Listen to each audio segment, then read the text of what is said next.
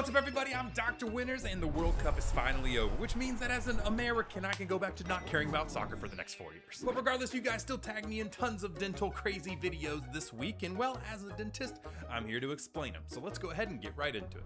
Different ways patients use the suction. The rapid fire, oh my gosh, that is so true. Every patient just does it differently. Oh my gosh, yeah, and then you have to literally rip it out of their mouth. They're like, oh, sorry. Oh yeah, and they do get soaked. They do. Water goes everywhere on these guys. It's like, have you never swallowed something in your life or had a straw? Oh yeah, that's the worst one. It's like, brother, have you never?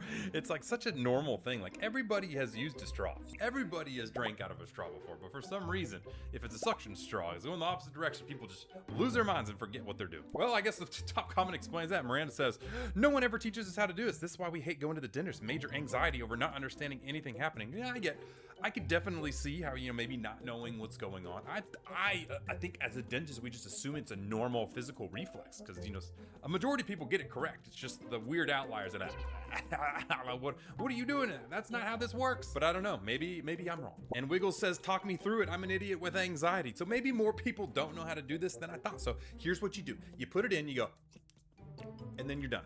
That's it. You just allow the spit to be suctioned out, and then that's it. You don't have to lick it. You don't have to brush your teeth with it. You don't have to sing songs to it. You just gotta let it do its job. And Sa Mallory says, I thought I was supposed to keep my mouth closed until they told me to open. Now that one, I totally understand. Because that's right, you're trying to open your mouth, close your mouth. Dentists tell you that all the time. So that one passes. I'll give that one a pass for sure. Anyways, how do you guys do it? Let me know down in the comments. Why does my jaw do this? Let's see. Oh yeah, you got some jaw problems there, man. So basically, if you're looking at a jaw, normally a jaw, when you open it up, it goes up and down and up and down. And that's because you've got these things called the TMJ joint. It's a ball and socket joint. So it's just meant to open and close and open and close. Now there are certain things that cause that to change. Now, as you can see with her, she goes, her jaw's moving all over the place. And normally that's due to two different reasons. One is just a muscular reason. Okay, maybe you sleep on your jaw like this all the time, and so one side's getting stretched out, one side's getting compressed and clenched and all this other stuff. So basically it's like you having a tight muscle on one side and a loose muscle on the other side. It's gonna be hard to function properly if all these muscles are counteracting and stretching and tightening in different ways. So that very well could be something. A lot of times you get them into a TMJ splint, a little splint there to kind of let all this get back to normal, stretch and strengthen the rect sides, and then all of a sudden it fixes itself in a splint sometimes. Now, if you can kind of tell here, she's got some clicking, popping, things like that. That means that her jaw issue she's had forever is probably due more into the joint here. Now this joint is held together by a ligament, and if that ligament stretches too much, well then now all of a sudden that jaw pops out of the area that it's at, and that's when you can get locked jaws and things like that, or you can just have things like that. So it's probably been so bad for so long that on one side that ligament is too loose and it just is starting to cause issues and popping and stuff like that. And once it gets to this point, you really need to go see an oral surgeon, and it's a little bit further along than you think. So you probably have some TMJ issues. I would go in and see your dentist, see an oral surgeon, and see what the issue is and if you need to get a splint or if you need a jaw surgery. User says, leave it alone before your jaw locks and you can't close it. It happened to me. And yes, it actually is a thing. If it gets so bad, then that thing pops out of the socket. It can't come back in the socket, and that's how you get a lock jaw. And Pia says, my cracks when I chew, and then yes, that's that same popping, cracking noise that you're talking about. So basically, yeah, you need to go see somebody because if it's already gotten to this point, it could get worse, and that's the last thing I want to happen to you. But yeah, you definitely don't want this to happen to you. And if you do see this, try not to do the thing that's causing it to happen. Once we get to 10 million followers, I want to take this racket off live on camera. So make sure you hit that subscribe button now. 3% of people can gleek, 1% can be. Oh my God, this dude is gleeking out candles. Guys, that is not just water he's spitting out. That is coming out of his tongue saliva duct. And that is actually insane that he has that much saliva in his mouth. He must be a hyper salivator. If you guys didn't know, gleeking is where basically you can compress your tongue muscles to kind of squeeze these little salivary ducts under your tongue to shoot out water. And I can actually do this, by the way. Let's see if I can get it on camera. I don't know if I can or not. I don't know if you can see that popping out of there, but it did it. If you want to know how to do it, you put your tongue to the roof of your mouth, and then you have to almost like fold your tongue back and squeeze the base of it. Almost like jutting your tongue forward there. And it will compress and will shoot that saliva out on people. Not that you should actually be doing that. I'm pretty sure you can get charged for like biohazard attack on somebody if you spit on somebody. But still, normally it's just a little bit. This guy has got some crazy stuff. Another thing you could do to make it last longer is actually to use like some lemon sour heads or something to make that saliva more, and then you do it. So, and it makes it even easier. Carl says, how do you have so much ammo? That's what I was wondering too. That's a lot of saliva. Either my man has massive salivary ducts on there, or he definitely charged it up with some sour candy or something. Senpai says, all right, Squirtle, chill. Yo, exactly. Yo, imagine if that was like a Pokemon's attack is just like gleeking on people. That'd be disgusting. Who says that Squirtle isn't gleeking on them though? We don't really know. And then this guy says, imagine getting in an argument and gleeking on somebody.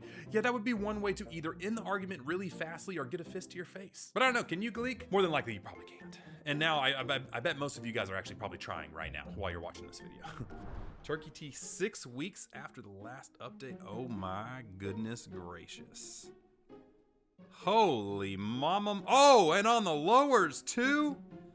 Oh, geez. It's almost like my, 7 years plus I've been telling you don't go to dental tourism in Turkey. There is probably some great dentists in Turkey. I guarantee you there is somebody who is amazing at doing veneers in Turkey. But that is, for the people going over there, most of them are looking for the cheapest option possible. They're not doing enough research and they're getting situations like this. This is really bad. If you look, you're looking at this nastiness up here on the top. That is probably severe periodontal disease. He probably has bone loss. You're seeing roots, maybe an infection or something growing up in there. Who knows what they've got going on. But the fact that these people went and the dentist there just was like, yeah, sounds good. We'll just slap some crowns on everything.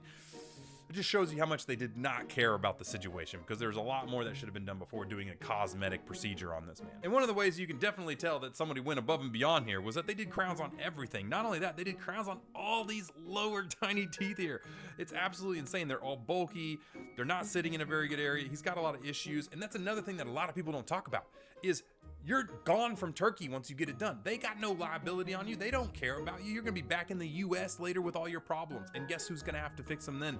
A real dentist here in the United States that's actually going to do things properly under the code that we are supposed to operate under. And so unfortunately, a lot of the times, a lot of these people lose a lot of these teeth because a lot of these crowns are done poorly. They have to get everything redone for the actual price that they were trying to avoid paying in the future. And then now they've ruined and cost them more problems than not. And Cassie Cozy says, avoid turkey teeth. And even the creator now is like, yes, like the plague, please.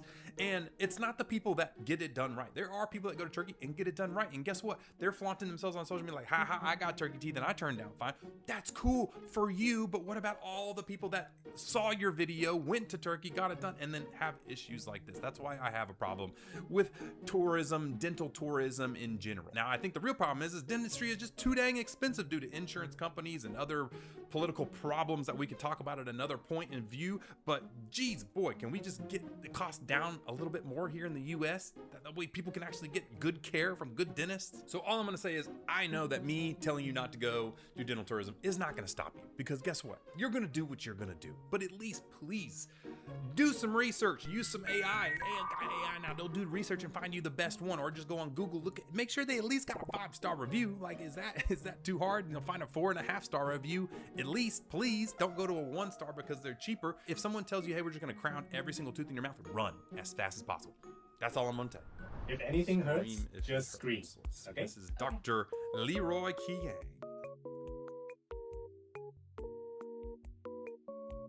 See, dentistry's not that bad. People think it's so bad. Yeah, dude, that's so true. Oh my gosh.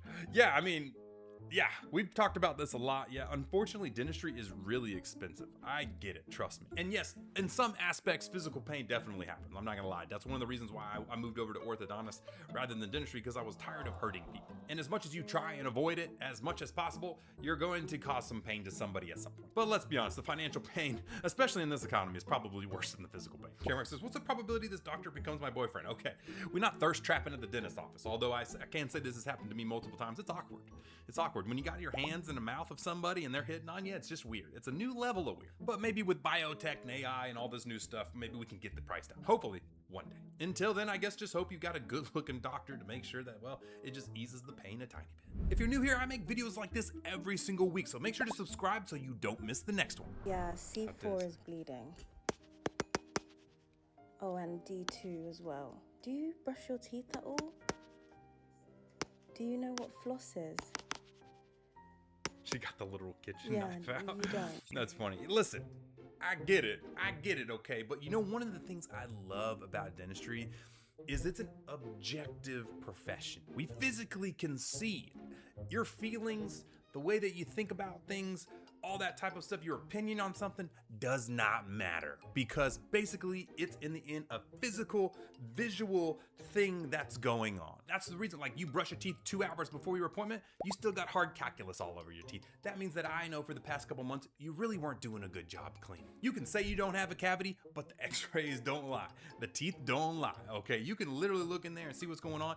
And yes, this is one that we get all the time, because, you know, they're saying like, well, you were flossing in there, you were doing something, you caused it to bleed. And, you know, I can understand how you would feel that way, because maybe it's the first time you've ever flossed in that area. And so a little blood, you're like, this never happens to me whenever I do it. Okay, you don't do it at all. But the thing is, we're dentists, and we've seen tons of healthy gums. We've seen tons of unhealthy gums. And guess what? When you have healthy, nice gums that you floss all the time, guess what? They don't bleed. Isn't that crazy? You could poke around all you want, you could floss all you want, and they don't bleed. They're nice, firm, light pink. It's good stuff. But when you come in and your gums are red, they're inflamed, and then we go and we floss a little bit, and yes, we're trying to floss in there deep because you got calculus bridges everywhere, then yes, you're gonna bleed a little bit, and guess what? That's because of the inflammation and the nastiness going on in your gingivitis having mouth. So as much as you wanna lie to yourself and say that we're just poking you and we're the ones causing it to bleed, well, I hate to break it to you.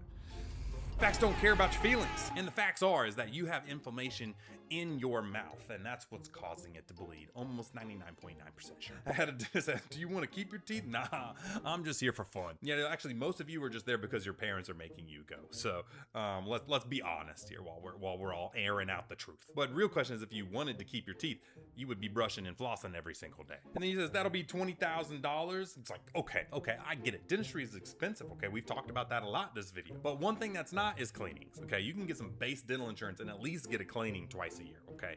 And that's the least you gotta do, just to take care of your teeth. Brush, floss, go to your cleanings twice a year, and almost positively you're probably not gonna have many issues going on, okay? If you've been doing that your whole life, you rarely have any issues going on. And then Crystal with the Crystal says, I go to the dentist next week, pray for me, they do this every time. Well, then I think the problem may be you. If they do it every time and you're still bleeding, it may be you. You may want to continue to floss your teeth and brush. So maybe one of those times the dentist will say the opposite side of the spectrum that you guys don't see is all the patients that do a good job brushing their teeth. We say, you did such a great time. You've got great teeth, great gums. Everything's looking good. You're not bleeding. Good job.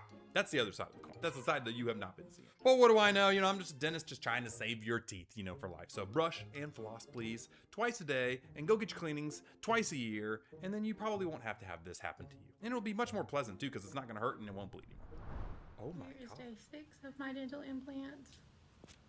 Under my neck is still swollen, but the swelling in my face has gone down a lot. Looks like I have on like black lipstick, but it's just bruised. But my face is looking a lot better. My neck is still swollen. Did she say looking a lot better? Oh my gosh, it looks like she got jumped in a fight. You know, that's actually really surprising, because, you know, a lot of the times in implants, you don't get this kind of crazy bruising and stuff like that. In oral surgeries, yeah, I mean, they're breaking things, screwing things together, whatever. Very rarely do I see this in implants. So that's kind of interesting that she had that much trauma. Now, some people just really bruise and have traumatic responses to things going on, you know, so maybe that's the thing. Maybe there's something I'm missing here. Leslie says you need to be looking into some camera footage or something. I don't know. Yeah, it's like, what was it? Well, she was getting her implants in. Were they just punching her in the face at the same time? Like, that's crazy. You didn't think it was weird when they wore boxing gloves instead of vinyl gloves? Exactly. That's what I was thinking. They got Mike Tyson as a dentist over there. Susan Riley says, looked the same after dental implants, but it was so worth it. So maybe this traumatic response is more normal than I thought. I don't know. Dentists chime in. I have not done implants in a very, very long time, as I'm specialized in orthodontics now. So maybe some dentists can chime in. Do you see this very often? This amount of trauma with a dental implant situation going on? Or am I just tripping here? But either way, lucky for her, it's gonna clear up. She'll go back to normal, and then now she'll have nice implants, hopefully. Hopefully at least those were done. And just like that, that's it for this video. If you liked it, you know what to go ahead and do, and we'll see you next week. Peace.